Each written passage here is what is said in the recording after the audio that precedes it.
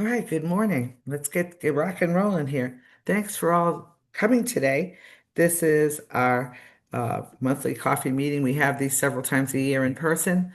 And then when we get brave, we sometimes will actually invite people to breakfast. Thanks for making the time to join us today. I'm excited about the presentation and the speaker. Just a couple of quick housekeeping items. We're recording so that we can share it with the others who didn't make it today. So be mindful of that. Also, the chat box is open. If you didn't put your name and where you're from, please do that. You'll be able to access the recording usually by tomorrow, and also any materials that come out. If you have any questions along the way, our speaker is not shy. He'll answer anything you want. He doesn't know tonight's lottery number. I know that for sure. No, but also, just two other housekeeping items in case people leave. Our next virtual meeting is November 18th, which is also a Tuesday. And then our final breakfast, in-person breakfast of 2025 is December 16th. Don't know where yet, but it's a mystery. I'll figure it out. All right, let's get started. Saker, you want to introduce yourself to everyone? Absolutely. So, first of all, thank you guys for having me this morning. I appreciate it. Looking forward to talking to you guys about maybe a topic that you've had to deal with quite a bit, in your line of work. So, just like Paul said, my name is Saker. It's like Baker with an S in case you ever have trouble saying it. And I'm a physical therapist in the city of Chicago. Been a PT for about 5 years and, gotten the privilege of working with people from all over the world, similar to you guys. So, it's always fun to meet and connect with people from different professions and regions of the world, like I said. So I guess if I'm good to share, right, Paula? I'm going to let you share. It looks like I can. Yes, you can. Go for it. My goal today is to not bore you to death with all this talk about injuries and stats and things like that, but the idea that, Paula presented to me was to talk about ways to keep your drivers obviously safe, number one, but to keep them active and engaged to where we kind of minimize the risk of injury. Obviously, the profession that they're in is not a very easy profession on the body. I don't have to explain that to anyone. You guys know better than most people probably. So, my goal today is just to kind of talk about some of the main issues that, a lot of these drivers face on a day-to-day basis, and then some ways to reduce the risks of injury or kind of manage the injuries that they're actually dealing with, on a day-to-day basis. So, just like I said, let me know if you guys can see that. Is that clear to everybody on this presentation here? Yes. Cool. Just see if we can put it in present mode. Trying to remember the last time I gave a PowerPoint presentation. That's okay. As long as you guys can see it, that's good enough. Yeah, let's just, yeah, it's Okay. fine. Yeah. Alrighty. So again, just like I said, my goal for today was just talk about some of the numbers behind all the injuries, over the last 5 to 10 years, and then talk about ways to kind of manage some of these more musculoskeletal injuries, specifically more like low back and neck type of injuries. So I'm not going to go through all the specific numbers, but I just pulled up a couple of different studies, which I referenced at the end of the slide, just talking about, the majority of where these injuries are occurring, kind of the overall stats of, who's reporting what over the course of, like I said, the last 5 to 10 years. And just kind of generally speaking here, you can primarily see that most of the injuries that these drivers experience relate to the low back, the neck, kind of the upper half of the body, and shoulders and upper back. Just from being in a car for ungodly amounts of hours can do this to you. And so, again, the goal for today is to kind of find ways to manage dealing with a grueling schedule, but also preserving, the body that we have. So, again, just talking about major risk factors here. I kind of highlighted the long hours. Oftentimes, you'll have, cars that are either old or just have poor seat designs. Even though no one polish only picks the best cars, but sometimes not everyone has that privilege. Uh, you know, Picking up luggage and picking up, different items in awkward positions is also a major factor. And then also just in terms of the career of a driver, the longer that they drive, the more, miles they put on their body, and obviously their body might not necessarily be able to tolerate that same volume as they were able to when they were younger. So just some things to keep in mind, of course. And then lastly, just, the stress and anxiety of being a driver. There's a lot going on. outside of just making sure that the passenger is safe, but also again dealing with a lot of other things that, can lead to injury as well. And again, just like I said earlier, I'm not gonna go through all these stats and bore you with numbers, but these are just reference for you guys in case you ever wanted to kind of look back and see how prevalent this issue is. In about 60 studies or so, they looked at almost 19,000 drivers in the last 5 years, and they found that the primary complaint was low back pain. About 53% of those drivers were complaining of that, which, for me is quite a significant number. I'm sure if you were to ask a lot of your drivers, they would probably feel the same way. And again, this is not necessarily specific to just limo drivers, so it kind of generalizes into buses and things of that nature and taxi as well. So I know there's a variety of you guys here that do different things, but again, this is just good for reference. Most of the common causes of injuries, as we all know, there's obviously collisions, which we hope never happens, but unfortunately is the reality that, you guys have to deal with. But more importantly, there's things like strains, sprains, overexertion, especially when it comes to loading luggage. People like to travel with thousands of bags and expect your driver to do all the heavy lifting, and obviously one bad move can cause an injury. So the things that I'll highlight later on will focus kind of on ergonomics and proper lifting techniques, kind of recommend what's best for them. In terms of that, we're gonna just talk about just some general ergonomic setups. So ideally you want to have what they call like the two finger rule, where, for example, when they're sitting in a chair, you don't want their knees pressed up against the chair, or the back of their knees rather, pressed up against the chair. You want to have about two finger width of space there. You want to make sure that their elbows are bent to about 120 degrees. So if this is fully straight, 120 is like give or take right there. And you want to just avoid as much twisting as possible. That's where we get all the torque on our body and spine and can cause a lot of these low back and neck injuries. Now, as a PT, in school we were taught you have to have perfect posture for everything, but in reality, there's no such thing as perfect posture. So this is where the second talking point, which I think is arguably the most important, is just constantly finding ways to adjust your position. Obviously, when you're driving, there's times where you're probably going for multiple hours without a break. So even just finding ways to like maybe try and adjust your position at a stop sign or a traffic light, doing some sort of stretching, just, in these little breaks is always going to be helpful. And then of course, in a perfect world, if they have time to stop, maybe fill up gas or just use the bathroom, just use that time, maybe, a couple minutes to do some light activity or stretching or, mobility work just to again keep their body active. So I will also kind of discuss some of these later on. I've created a handout that I can share with you guys. That's some general exercise that you can share with your drivers. So, the second most important talking point is lifting mechanics. Again, I'm not sure how many of your drivers have to deal with luggage and heavy items, but assuming that a lot of them do, the main thing is just to focus on not necessarily using your spine to pick heavy items up. The closer you can keep an item to you, the better. The further out, the more strain you're going to put on your back. So, those are just some simple techniques. Everyone says lift with the legs, and of course, it's easier said than done. But ensuring that again, your chest is over the item, keeping it back straight back as you squat down. And of course, if you have assistance, you use it as well. So it just depends on the situation. But I know that not every situation will be perfect. So, finding ways to kind of reduce the load will always be helpful, whether it's You taking more time. this is a good point to mention. So I mentioned to Saker when I asked him to do this that we recently had an operator who had luggage in his SUV, and he normally grabs it with two hands and pulls it forward. He had grabbed it and was bent over inside the SUV. So he was inside the trunk, but he pulled it, and it happened to be so heavy, he could actually feel the pain instantly, and was down for about 2 weeks. And that is something I hear a lot about lately from some of the other drivers. The bag capacity is 50 pounds at the airport, but some of these bags you could swear are much heavier than that. So probably a lesson for all of us is to remind our drivers that, to lift carefully and to bend properly and do all that stuff. But in some cases, we have female chauffeurs, and if it's too heavy, we have take our company has taken a position that the driver can ask for assistance if they cannot lift the bag, because we've gotten to the point where we've had those scenarios several times in the last year, and it's difficult to manage. Sorry to cut you off, but No, you're good. the back thing has been really been coming up a lot lately. Okay.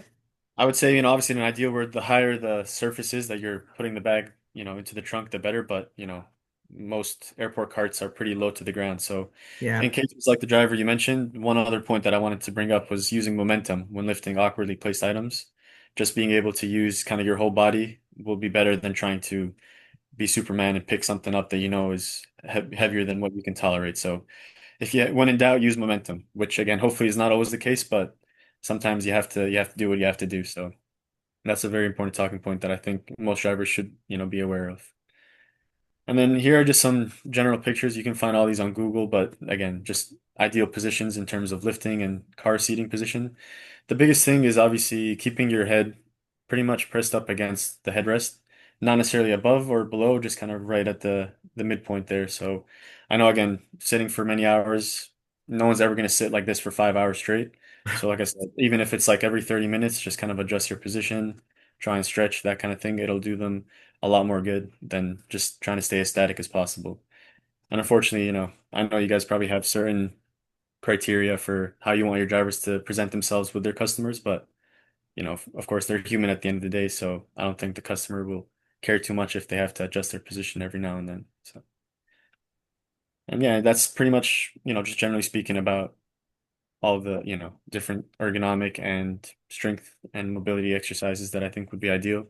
Like I said, I have a handout that I'll pull up right now that I can send to Paula and she can share with you guys, but it's just give or take a list of about 12 or so exercises. It doesn't have to be done every single day, but these are things that can be done on the road. If you're at a gas station, you don't need any equipment. In terms of equipment itself, I don't know if your driver's allowed to carry anything, but having a yoga mat, maybe some bands or a foam roller, these are things that are very portable. And if they can have that in their, in the trunk or something, that would be something that they can use, when they're at a rest stop or something. If they're dropping off a client or waiting for a client, using that time to do some of these exercises, could be ideal. So And I assume all of you encourage your chauffeurs when they are on a break to get out of the car. But as we all know, winter's coming, so it gets a little hotter. So a lot of times when we're at the airport, some of our guys will go inside the what's that? There's a mall out next to O'Hare, a couple miles away. They'll go in and just walk the shopping mall. I can't help them if they start shopping, but some people will actually pack tennis shoes and they'll just throw them on and go for a walk. There's simple things like that. At least it gets them moving, and the prolonged sitting obviously is. I was reading some stuff before even Saker did this, and I was really amazed at how much that was a problem. And it is one that can be easily remedied if we just encourage people to get out of the car, move around a little bit, even if it's cold. So anyway, all right. yeah, after COVID, they actually there's this one study that came out where they titled it as "Sitting is the New Smoking," essentially to say that, Mm. we've become so static, especially after COVID, that everyone's starting to have all these neck and back injuries just from being in a position for so long. So a little bit of movement goes a long way. We're not saying that your drivers have to be Olympians and do all sorts of crazy things, but as long as they try and stay active, and of course, when they're not driving, if they can work on staying as fit as possible, I know that life happens, but at least 150 minutes of some sort of exercise a week will be better than zero. So whatever they can tolerate is going to be good enough. But the stronger they are, the less likely they're going to have these type of injuries. So I guess really quick, I can just show the handout. Just Yes, again, yes. Could you? yeah, these are just some exercises. Like I said, I've compiled. You can go online and find millions of these, but these I feel like are some that a driver can do pretty much anywhere. These bands, they're very cheap. You can get them on Amazon or just at any sporting store. Did you put Again, it up there already? Yeah, we you see can't it? see anything. Can't see it? No, We see the we just see the last the slide. slideshow. It should be up right now. Better? No, Nope. Oh, there here we it go. is. Thank you. hmm Sorry about that. No worries. So things like these static stretches here, this can be done while they're again at a traffic light or stop sign. This I would not recommend doing while driving, but yeah, if they can drive with their knees, great. But again, we're not recommending that. So just little movements like squatting, squeezing your shoulder blades. If they're at a, gas station, they can go outside and do some lunges, some heel raises. this is where I encourage maybe having a yoga mat because not everyone's gonna have a table, of course, but yoga mats are very portable and just, doing some sort of bridges or clamshells just to work on your hips. This will help prevent a lot of these low back injuries, doing some hamstring stretches or some glute or piriformis stretches. And then these are more for the spine. So rotations for the upper back and then rotations for the lower back. Now, again, I know a lot of these drivers are probably wearing suits and don't want to get the suits dirty, but again, if you can find time to do something like this, especially if you're waiting around, this will help prevent a lot of those injuries. So, Well, and I would think if some of them started their morning by doing some of these, I would right, imagine that would be as helpful too, especially the ones where they have to lay down and absolutely. all of that. Um, And even after, before they go for their shift and after their shift too, things like this, I think just doing this as part of your routine will go a long way. Just little incrementals, it's not necessary that they have to do this all the time, but again, having these exercises is kind of like a reference in case, you're starting to feel some aches or pains would be helpful. So, all right. do you guys have any questions about anything that we talked about? Yes, Tim. Um, I'm going to add something. The avoid twisting, you said turn body to exit. Mhm. Me personally, a number of years ago, I was dealing with quite a bit of sciatic pain. Yeah, And after seeing a chiropractor and getting an x-ray done, um, it was kind of funny because I had two courses of treatment from two different individuals at different times in my life. And going through the chiropractor, it was taking the x-ray. My spine had actually started to curve a little bit. My hips were out of alignment because of the way that I was getting in and out of my vehicle, that I was doing that twisting, that it's really best to pick yourself, like push up on yourself, turn your whole body, sit back down, and then stand out of the car. right, At the same time, I then understood why the sole on my left shoe always wore out way quicker than the sole on my right shoe, is the twisting getting in and out of the car. Who would Which then think? leads me to some of those spine moves that you had there at the very end of the slide that you showed. I was dating I dated an athletic trainer, and I was dealing with that same thing, and she taught me some moves, some bridges and twisting like that in order to get my hips realigned, because it is one of those things that when I would lie down on the floor flat on my back, you could see that my ankles did not line up right. because of the way I got in and out of the car. Um, Question I have, and this is more a broad question for the group, anyone that has a policy in place, does anyone, they're fairly inexpensive anymore. Does anyone carry luggage scales in the vehicles? Do they have a limit as far as how much luggage chauffeurs are allowed to pick up without any sort of assistance? Do you look at, upon arrivals, the airlines, if depending on the airline, if it's above 40 pounds or above 50 pounds, they'll put a tag on it saying heavy. Um, do you have customers help your chauffeurs or help with that above average weight luggage in order to reduce injury to the chauffeur? Well, we definitely do. We tell the driver if it seems too heavy, especially, and I'm not pointing out just females versus males, but especially some of our female drivers who are petite, we will tell them to ask the client to help. And we've never had any, I mean, obviously if it's an elderly person, then they're in a different situation. They have to, make the best of it. But in general, if they feel that it's going to be difficult to lift, then we do tell them, and we remind the customer that they'll be charged for the extra weight, especially if we have a lot that go overseas and they do carry a lot of bags. But I have thought about a weight scale. I've not personally used one. And I'm not sure, at that point, we're trying to get them out of the airport so, out of the car I, so quick. le- Leaving the airport, I don't see that as much of a, like having to sit there and weigh the No, no, luggage but at on the the way airport, in, because they're going to have that heavy luggage tag that the airline's going to put on it. That's not something that's going to be a carry-on item, right. unless they're traveling with a bag of concrete. It's not going to fit in the overhead bin. Yeah. Um, but at the house where you've got a couple of minutes to sit there and just pick it up from a handle, going, hey, this is 45 pounds. I'm going to need some help loading this or something like that. that it's not, you're not trying to shove someone's luggage in from the airport curb and get out of there before the port authority comes by and gives you a ticket. Right. No, I mean, I mean, I don't know if anybody else has done the scale thing, but no, we have not. No. Does anybody else have any questions? Maya, Rob, these maybe like that may be something to consider for a show topic at, something like, at what point do we, even this topic in general might be good for one of the big shows on on making sure our chauffeurs stay uninjured. I think it is a very important topic. I'm sure when we think about the liability, the risk management folks at our companies would appreciate conversations like this without a doubt.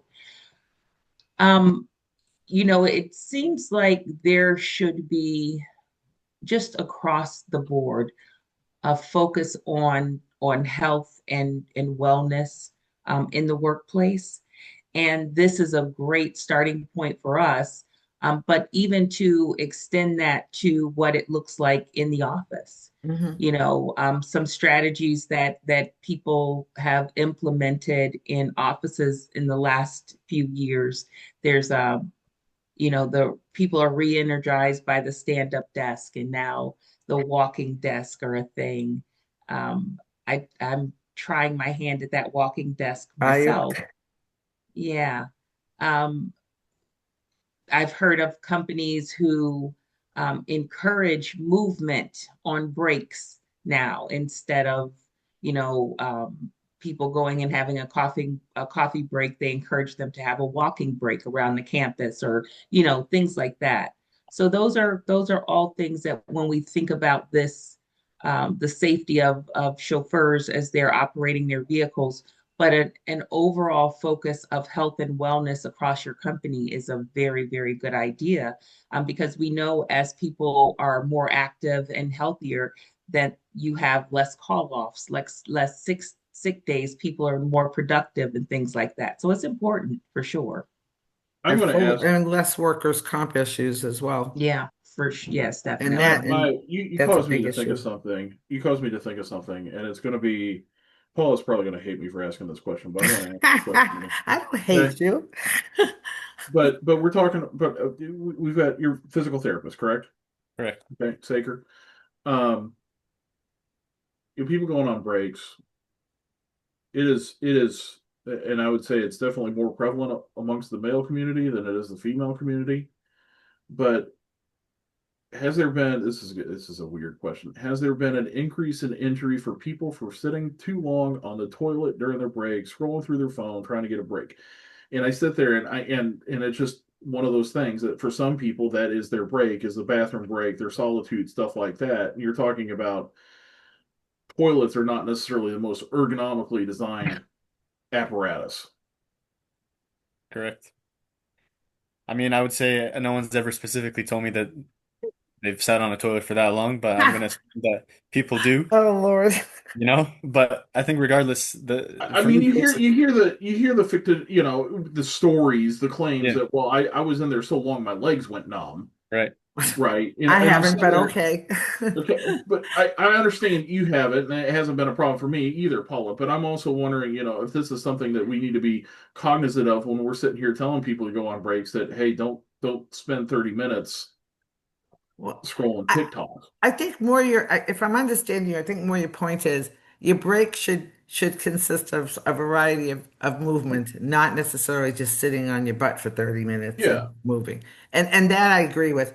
It brings up another side concern, and I've brought this to some of the manufacturers before, particularly we had issues a while back, and I think I told Tim about this when we had the Lincoln MKTs, and our drivers were complaining about ankle pain and leg Mm. pain.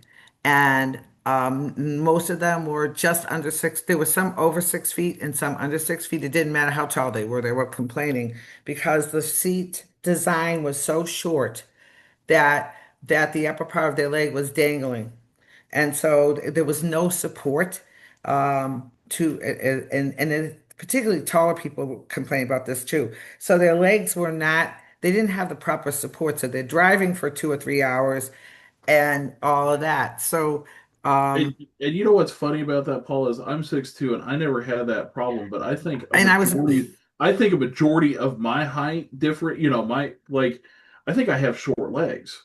I'm right. 6'2", but like my inseam is 31, 32 inches. Yeah. I I, think my legs are short, but my torso is long, and I think that's why I didn't experience that like what you have said. And that is one of the problems that I think most of us will have is that, there's we're choosing vehicles for the industry, not for the individual that's necessarily driving the car. well, That that's creates a been my problem. concern, especially when I brought it up the last time with Lincoln. They said, "Oh, no one ever complains about that in the MKT." I said, "I'll have a bunch of people call you if you'd like, because we're having a variety of folks, having that issue, and it seems to vary by product. So you'll talk to some operators, and they're like, if I'm in a Mercedes, it's not an issue. If I'm in a Cadillac, it's not an issue. It just seems those are, and that's subjective too, because obviously everybody, to your point, Tim, everybody's going to feel differently. But it is an interesting concern because, like I said, our team, like a couple of guys were just 6 foot, the others were not. They were taller. They all had the same complaint. So, um, yeah, just a point of information. And I think Annette put a suggestion in the chat too. I did. Yeah, putting two bands in, which reminds me, so Yep. I grew up around this industry, being born in the 80s. I remember back the old town cars back in the 80s. And I chuckled a little bit when I saw that come across. All the cars back then used to have bungee cords in them, and I just imagine us like hiding those bands in the form of bungee cords, and that, well, in case you have an excess of luggage and we can't close the trunk, we've got these bungee cords just in case. That's what they were used for, and I could just see someone using a bungee cord now as a stretch band. I mean, I brought one as an example. Like, I don't think this band is really hard to carry around in a car. No, Oh, You can do one or definitely not. something as simple as that. So if that's all it takes, I mean, you can do a million things with that. So I and don't they see the come in a variety of different yeah, different weights resistance. Yeah. weights resistances, and that's Like, I know that because for over 30 years as a juvenile I was hit with arthritis, and I use a lot of those for my building up my strength and my range of motion. yeah. Yeah, thanks for your suggestion too, Annette. That's good. I think I think it's a small investment Yeah. um, that everyone can make. Anybody Well, else have any questions for Saker today? I think just in general, one of the things you brought up, Staker, and I, again, back when I had the problems with my back and seeing the chiropractor, it's we as a tendency, and I don't know if it's an advent of the computer revolution or cell phones or whatever, but generally speaking, we tend to look down more than we should. Mhm. We don't have proper posture for the neck. Driving, sitting at our computer desk, stuff like that. And I think a lot of that is because the desk is at a certain height that you're able to write on, and that's where you end up putting your computer monitor. And so you're looking down consistently instead of looking up and having the proper posture in your neck. And I think it carries over with the chauffeurs, where sometimes it feels a little awkward almost to tilt your head back. It feels like you're tilting your head back when you really aren't. Well, again, like I said earlier, there's no such thing as perfect posture. You can sit like this and have what would look like the best posture all day, but that's still constant strain on the body. So again, the idea is just to be as active as possible. If you want to sit with your head forward a little bit, do that, but maybe after 15 minutes, kind of extend it back, that kind of thing, where you're just constantly moving. That's gonna do more good than just trying to sit upright the whole time. So.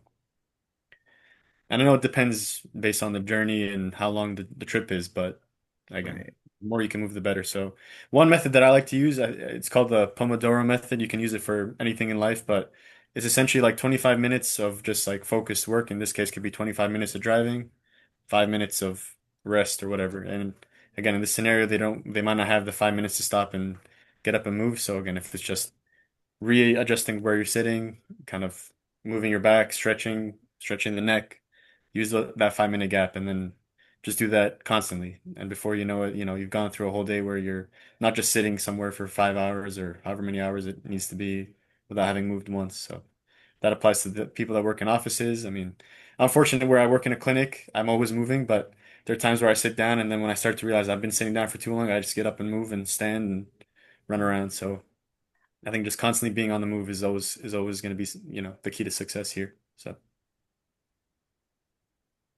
I have a general question for everyone. If we were to, because we're doing our planning for meetings for next year, if we had any kind of live demos for things like that, do you guys think that would be useful? You don't have to answer me right now. Think about it.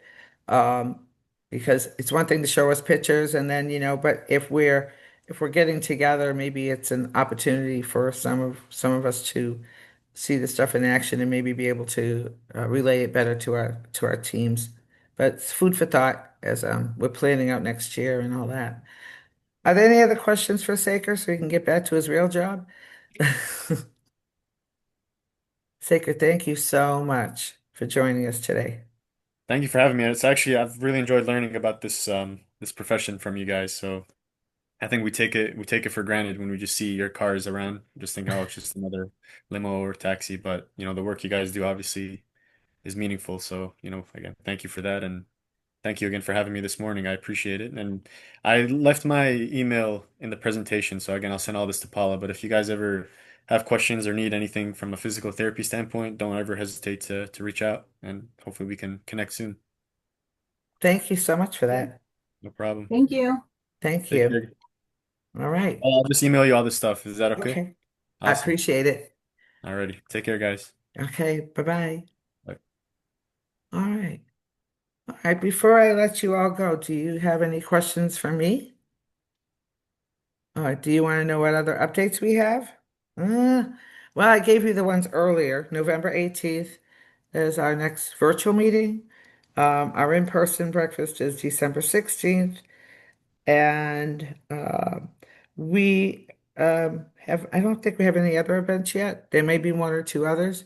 The board is looking at the legislation that came out for no tax on tips. We have some questions. Once we get those answered, then we probably will offer a session on that too. You'll just have to stay tuned because I'm not sure where on the calendar that's going to land yet.